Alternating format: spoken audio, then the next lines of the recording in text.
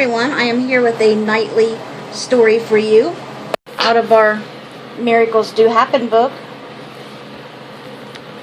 Okay, tonight's story is called Pilgrim's Journey, and it is by Patricia Nash Williams. We were living in the city when our family became the proud owners of a 6-week-old puppy.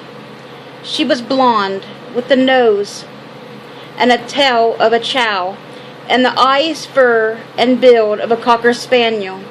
Our teenage sons named her Pilgrim after John Wayne's sidekick, but our 10-year-old daughter Julie was the person Pilgrim followed everywhere and slept beside every night. After our move to the country, Pilgrim thought it was her responsibility to patrol the fence around our 160 acres. We put up a no trespassing sign, but sometimes hunters came onto our property anyway. If Pilgrim met an uninvited guest, she planted her feet firmly and twitched her nose upward, baring her teeth with a low growl. That usually worked. Every evening after dinner, she ran with the coyotes that lived in the forest behind the house. We could tell where she was by her howl, bark, as she tried to imitate the coyotes. No telling what other wild animals she came across among the streams, rocks, and gullies of our land, but she never failed to return home in time to curl up with Julie till morning. Until one spring night, when the children and I were home alone, Pilgrim was nowhere to be found. "She knows it's bedtime," Julie said. "She'll come home when she's ready," I said. I just hoped that would be soon. I tucked Julie into bed. "Wherever she is," Julie said, "I know Pilgrim's guardian angel is watching over her." I stayed awake all night, listening for the sound of her paws on the porch screen door. In the morning, Julie and I were out to the garage, then searched all over the yard, calling her name. The dawn was just breaking. Morning mist sparkled the trees in the forest. It would have been a beautiful day if only we knew Pilgrim was safe. The boys went on to school, but Julie wouldn't budge. "I can't leave until we find Pilgrim," she said. We took another look around. I went back to the garage. "Pilgrim!" She was lying on the garage floor. Her breathing was labored, and she was bleeding. Where had she been? Pilgrim struggled to sit up. She couldn't move her hind legs. "Julie," I called, "bring the car keys. I found Pilgrim." Julie came running and knelt over Pilgrim. "Mommy, what can we do for her?" "We have to get her to the vet," I said. I grabbed an old blanket off a shelf. "You sit in the front seat. I'll put Pilgrim on your lap." Julie nodded bravely. I wrapped Pilgrim in the blanket and placed her on Julie's lap. Pilgrim whimpered but looked at me as if she understood I was trying to help her. Julie held her close. "Don't worry," she said. "We're going to get help for you." Pilgrim didn't look like she would live long, and I couldn't bear the thought of her dying in Julie's arms.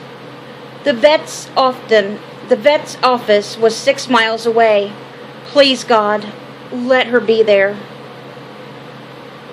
As I drove, I pictured Pilgrim dragging herself home over the rough terrain of our property, with wild animals roaming freely, and in her condition, it truly was a miracle that she had made it home.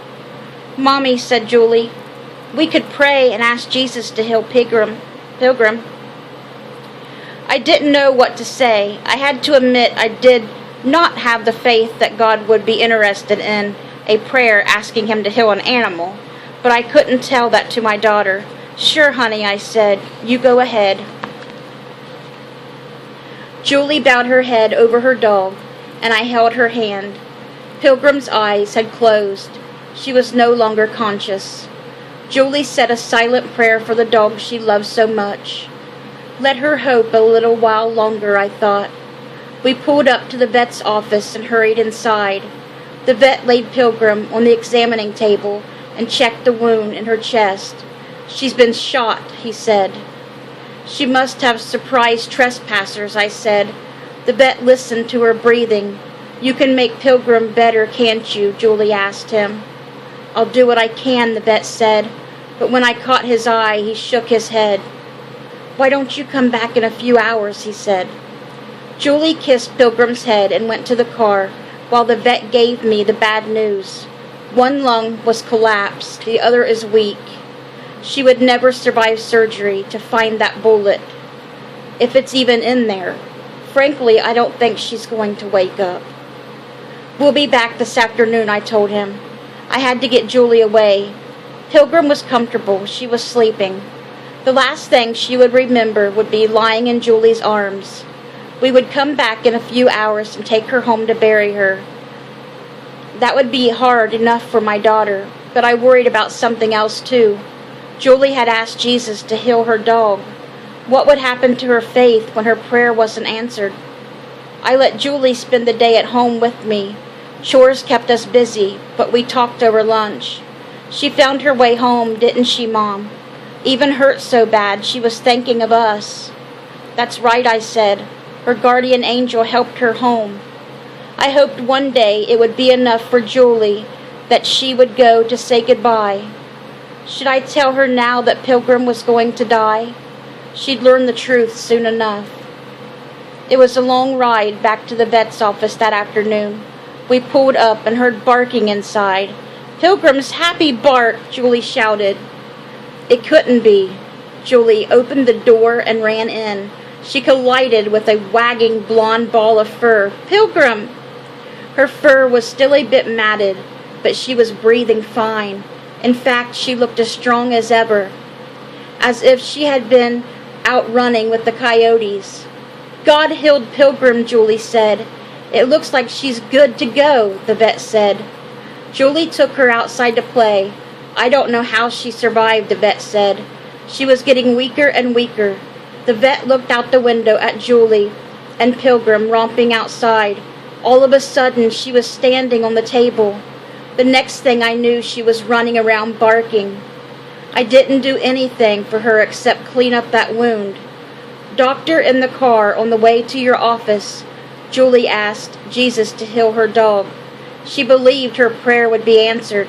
I'm sorry to say I wasn't so sure. "Then that is the only explanation," he said. "I never would have believed it myself." We took Pilgrim home. We had 9 more happy years together, and Pilgrim had plenty more adventures. Her guardian angel watched over her through it all. Now I know God's love for us includes whatever and whomever we care about. Yes, even our animals.